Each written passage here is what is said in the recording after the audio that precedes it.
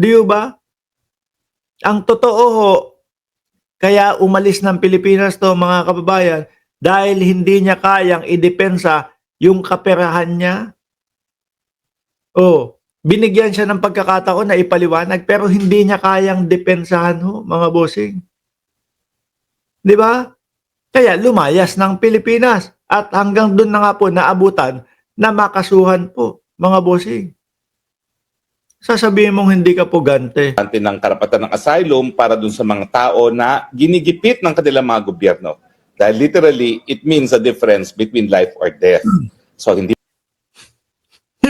Yun ibang ang bumabatikos kay Pangulong Bongbong Marcos na mga kasama mo na nagpe-fake news, ayun. Pagala-gala pa din sa Pilipinas Tapos sasabihin mo, ginigipit ka ng gobyerno, life and death ang sitwasyon mo. Diba? po ako pugante, ako po ay bona fide asylum seeker. Siyempre, hindi maintindihan ito ng isang Rizatanas antivirus kasi Hindi, madaming Pilipino ang hindi makaintindi dyan sa sinasabi mo. busy sila, nagtatanim ng mga ebidensya at mga peking testigo para gipit. Sabi ni Ma'am Prima, song for fun, ayaw niya ng pugante na tinatawag siya, gusto niya tite. TNT! Hoy! Saglit na! Hindi, yung mata ko kasi mga kababayan, medyo ano na pupunasan ko nga muna yung salamin ko. Malabo na ho, mga kababayan. Kaya kung ano-ano na yung nababasa ko. Ulitin ko ha. Ayaw niya ng pugante. Gusto niya TNT. Ayun pala. Sorry. Na ano lang. na ano lang ho kasi malabo na. Ang dami ng alikabok nung salamin ko kaya iba yung pagkakabasa ko. No? Ayaw niya ng pugante. Gusto niya TNT. Okay. Pagpasensyahan nyo na ulit ha, mga kababayan. Tuloy natin si Roque. ng ibang mga tao, mga kalaban nila sa politika. Alam nyo, nakakalungkot lang talaga dito kay Rizatanas antivirus, nagmamalinis kasi siya. Parang siya lang ang malinis, siya lang ang magaling. Yung pala, karumal-dumal din ang gawain niya. Hindi naman po siguro para magsinungaling ang isang tao na nagtestigo na sa Senado, na nabayaran na at isiniwalat ang... Ay wala na, ipaliwanag na ho natin ito mga kababayan. No? Naipaliwanag na natin na meron niyang resibo, ebidensya si Riza Ontiveros na yung si Michael ang unang sumulat, lumiham, nag-email sa kanila. Siya ang unang lumapit. Ikaw ba naman, lumapit na siya, babayaran mo pa? Di ba mga kababayan? Ikaw naman, nilapitan ka na, tas mag-aalo ka pa ng bayan, hindi na. Ibig sabihin, lumapit, sila ang may kailangan. Kailangan ng tulong. Doon pa lang tapos na, end na.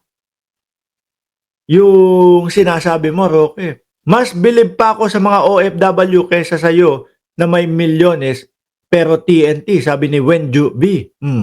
Si Roque, tuloy mo nga, last na ha! Walang kwenta pinagsasabi mo katotohanan dahil sa kanyang konsyensya.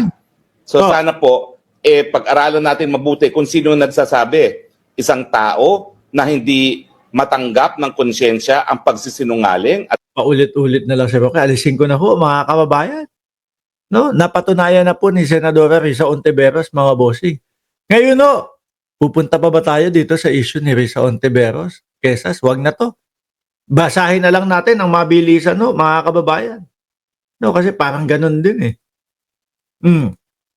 Sabi, to those behind this Michael video, you don't scare us, but you should be scared of the truth because no one gets to endanger our witnesses, my staff, or harass the Senate with impunity.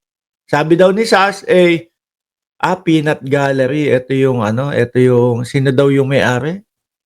Yung yung kilalang, ewan ko, binabayaran daw yun Riza girl, makinig ka sa akin, nilaglag ka ng mga kasabwat mo. Pwede bang ikaw na lang mukhang malinis sa kanila? Ika nga, in the land of the blind, they one-eyed, man is king. What they did to Sarah, they will do to you. Di mo pagets, you are not as bright as I think you are. Ganun din, no, mga kababayan. Nasagot na ni Risa Ontiveros yan na sila ang nilapitan ho, mga bossing. Ngayon, dumito ho tayo, mga kababayan. Baka akala ho kasi nila sa mga ganitong mga issue nila. Issue na lang ho nila yan. Tinatambakan po nila ng ibang issue, mga bossing. Kagaya po ng mga Alpotera. Yung Alpotera versus Hanilet para ma-divert yung isipan ng taong bayan doon sa mga ganong issue. Etong sila Roque, etong kay Larissa Ontiveros. Mga estilo na lang po niyang mga yan para po ang matakpan na issue ay yung tunay na issue. Eto ang sabi diyan, sa tunay na issue. Yung impeachment po talaga, mga kababayan. Di ba? Napapansin natin, lumalayo na yung mga issue.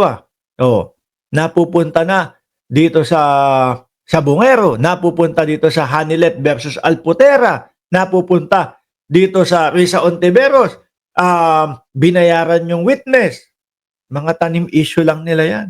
Dumito tayo talaga sa tunay na issue, mga bossing. Eto po, saludo talaga ako dito. No? Kay Senator Win Gatchalian, mga kababayan. Ano po sabi ni Senador Win Gatchalian? Gatchalian wants evidence na ipresenta bago ang senator judge magboto kung i-dismiss o hindi. Di ba? Anak ng tinokla, yung mga senador natin hindi pa ho nakikita.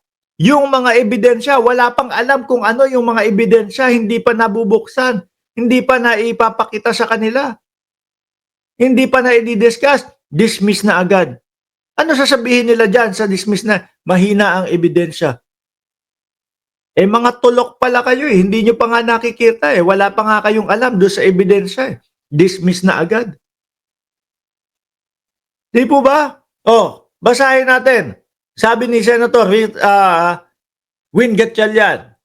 Gatchalian wants evidence presented before Senator judges vote.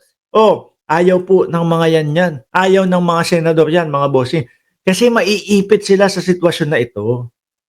Maiipit po sila, mga kababayan. Biruin mo, pag lumantad ang ebidensya, ipinakita ang mga ebidensya na pag-usapan yang sa impeachment ni Inday Sara Duterte, nailabas yung kahit ano dyan, mahihirapan na po silang makapag-acquit ng isang vice-presidente.